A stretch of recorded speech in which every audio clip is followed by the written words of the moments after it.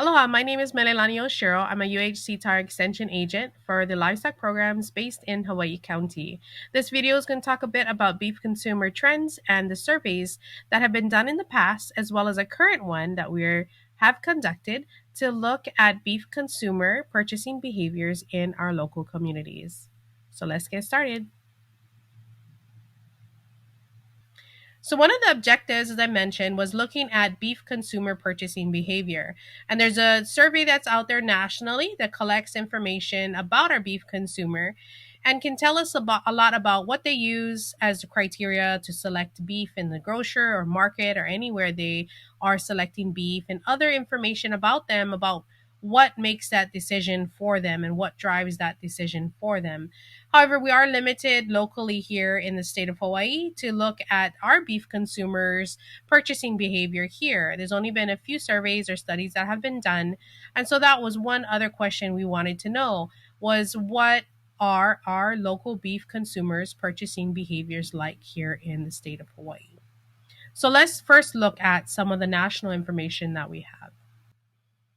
So, looking at some of the current trends here, beef and chicken are still the top protein sources based on this surveys here across the nation. And ground beef is still sort of the most favored cut of beef in the store in both value as well in volume, compared to our steaks, our roasts, and other meat cuts. This is something that's sort of been kind of ongoing and reflective, as well as some of the local surveys here in the States that have been done in the past. Ground beef has sort of been one of the choices of cuts in the grocer. So in this survey, they also asked the consumers their perception or concerns about their beef cattle production practices, and sort of what they knew about those different management strategies that beef producers use. And of those respondents, 49% had no concern. The 51% that did have a concern, their highest concern was in relation to animal welfare. Less than 5% of them had a concern about the environment. And so, if we look at the knowledge or percent of knowledge of the consumers and understanding how cattle is raised, there's only 27% of them who actually understand that. And so, involving different industry programs or introducing them to our consumers and showing them how beef is being produced could help improve their knowledge as well as their understanding of different practices and husbandry skills that our producers are using in their beef production management to ensure that animal welfare is and always will be a top priority for them. Some of the industry programs, such as our beef quality assurance program, is one that can help to ensure and show consumers that your producers or these beef producers are using these husbandry skills that have shown to have scientific backing to improve the animal welfare of those animals that are being managed. So, encouraging your consumers to have that understanding and sharing with them your practices and your management really helps to improve their knowledge, and those perceptions of beef will continue to be positive and continue to help influence them in their purchasing behaviors, and return them back. You know, they do understand or do take into consideration where their food is being raised and how it's grown when making their purchasing decisions. So, giving them the amount of knowledge that they need to understand those practices can help lessen the concerns that they have for animal welfare and have continued to have that positive perception of beef production in the industry.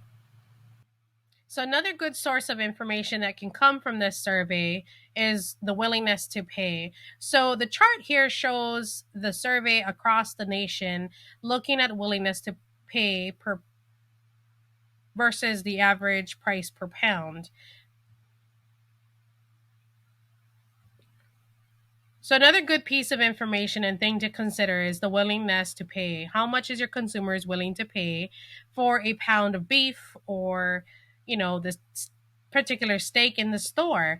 And so the chart here comes from that national survey through NCBA, looking at the willingness to pay versus the average price per pound. And this is not going to separate conventional beef to grass finished beef. This is beef a lot across the board in this chart here.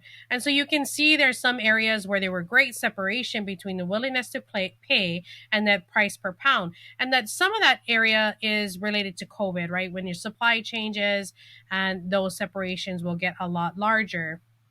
Currently, right now, at the end of this survey period, the separation was not that great between the willingness to pay and the price per pound per steak. You're still within that close to $9 range of the willingness to pay, as well as the price per pound. When you look at grass finished beef, there's a lot more studies specifically looking at that because of the difference in grass finished beef and conventional beef, right?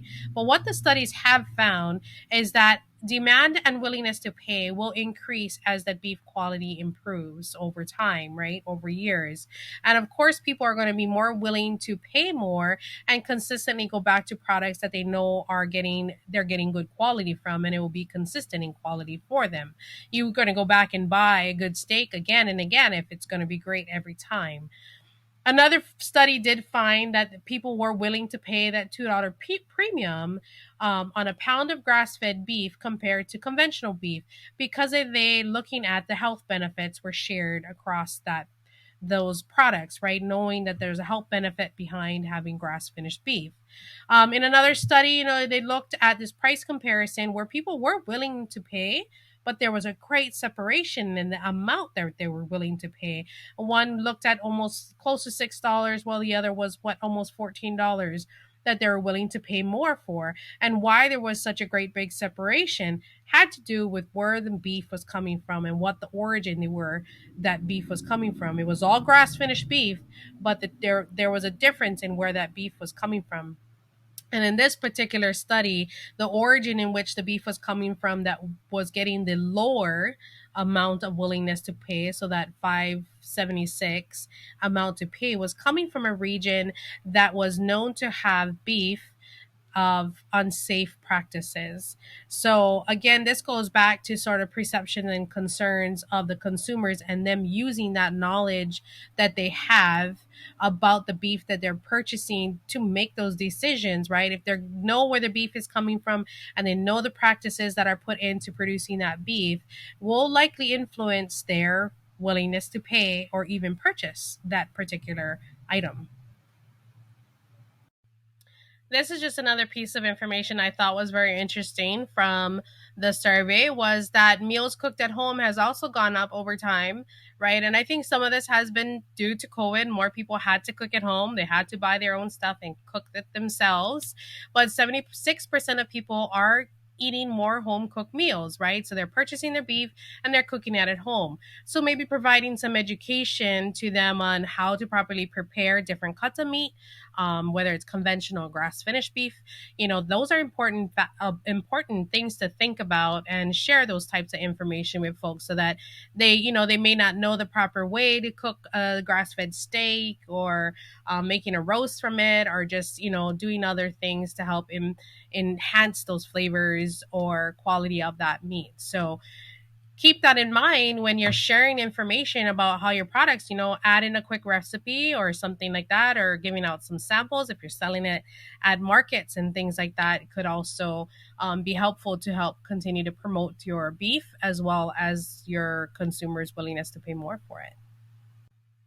So 3 years later, and we're still talking about COVID-19 impacts, but it did impact everybody, and it did impact our beef consumers' preferences, right?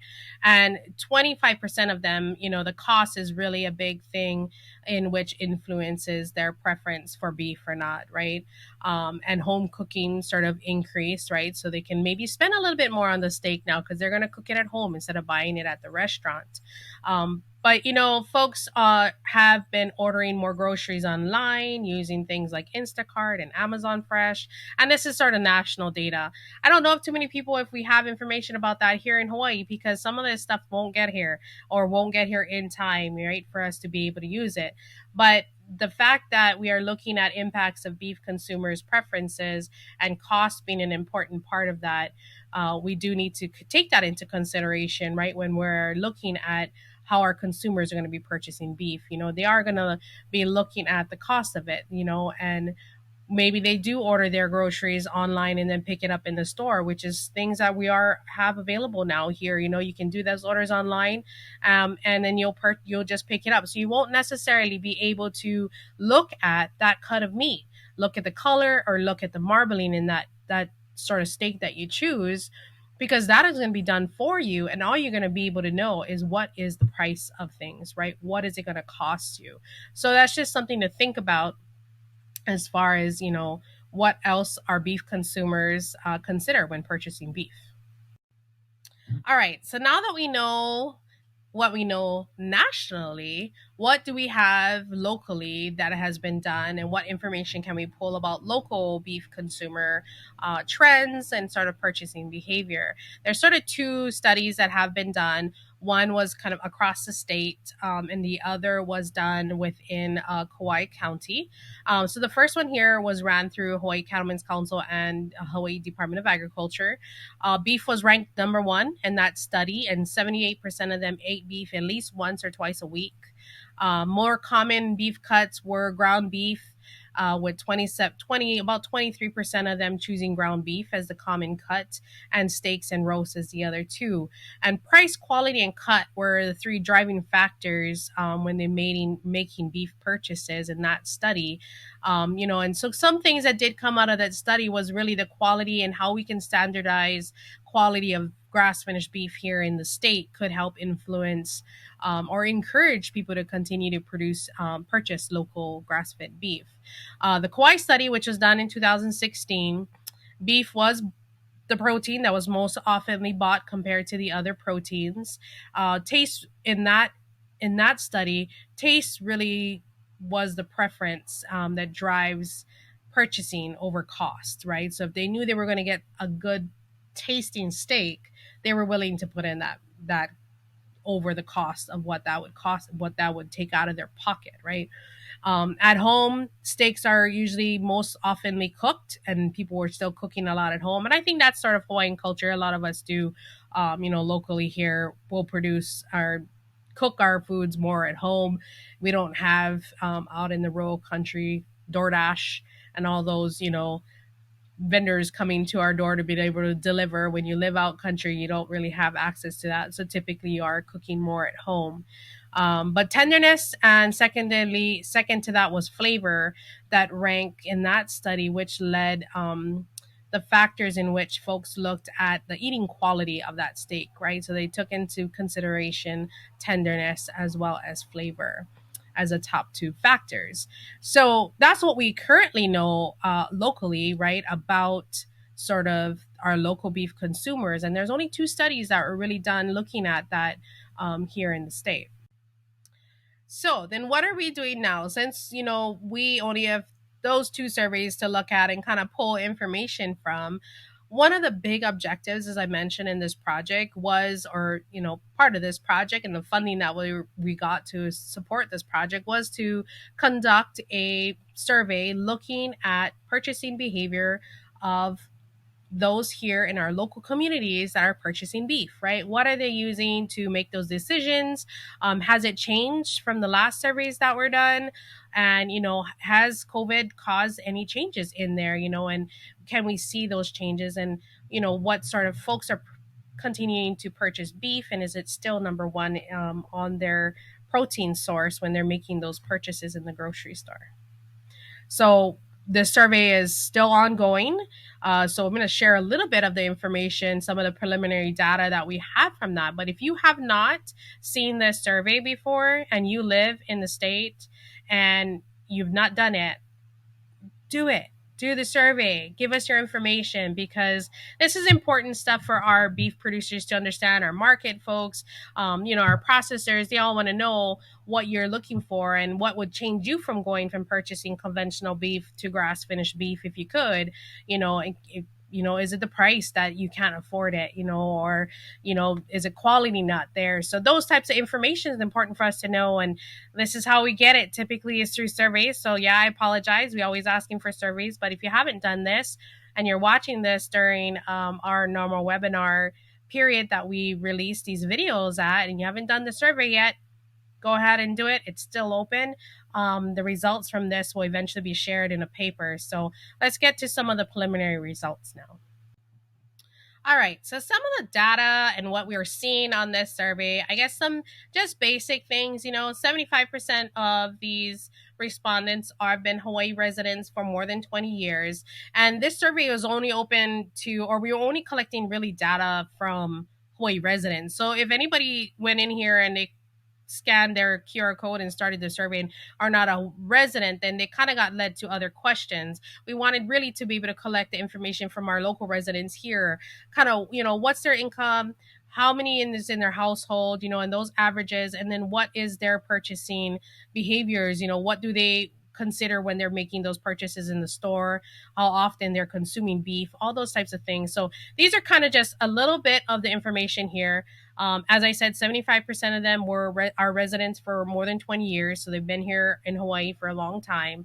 26% of those folks were making anywhere between 100 to 150,000 a year. And of those, that household income, they were all of household size of a 1 to 3. So, they've got a small family or so that they are supporting on that income.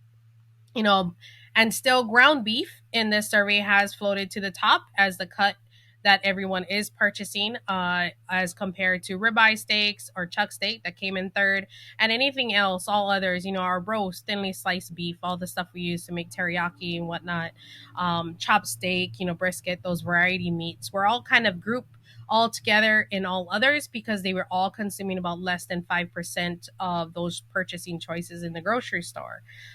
Now, of them that are consuming beef, how often? Everyone says about 1 to 3 times per week is what they're eating beef, right? I can say that that's probably what we do in our household as well. And, the other important thing was sort of what criteria now are they using to sort of choose or identify their eating satisfaction of eating beef, right? So when they go and purchase something and they're going to remember that steak was tough, that steak was tender, or this one tasted like this and that one tasted like that, right? What are those criteria that they're using? So we kind of identify the things of tenderness, flavor, juiciness, color, or marbling, right? What are they using and sort of to meet those eating satisfaction and criteria? Flavor popped up as number one, as one of the most important criteria that they're choosing, next to color and marbling, which kind of tied each other out as the next top, and tenderness being sort of number 3 of what they're choosing. So flavor does play an important part, and this was a little bit in contrast to some of the other studies that we've looked at in comparison to what their eating criteria, what people consider when they say that their eating satisfaction has been met with their eating beef, right? So it is a little bit different from what we are typically seeing out there. Like I said, this is the preliminary data. Things may change, but right now that's kind of what we have gathered from our survey results. And as I said, we will put this together in a publication to be shared with everyone. And if you have any questions about the survey, feel free to reach out to me. Happy to answer any questions about that. And I kind of say in general, across things, understanding your local consumers' purchasing behaviors really gives you insight into what the markets are looking for and understanding how things can change, right? In this study, flavor has been a very important criteria in purchasing beef for our local consumers. Tenderness is still important, though, because folks are still looking for a good quality steak and will have that willingness to pay for the good quality of beef that they are getting, right? And introducing production practices really that promote that high quality of beef, and ensuring animal welfare is the top priority with our beef producers, and showing that to the consumers that that's your top priority when you're producing your beef is really important to continue to maintain the positive perception of beef production across our state as well as nationally.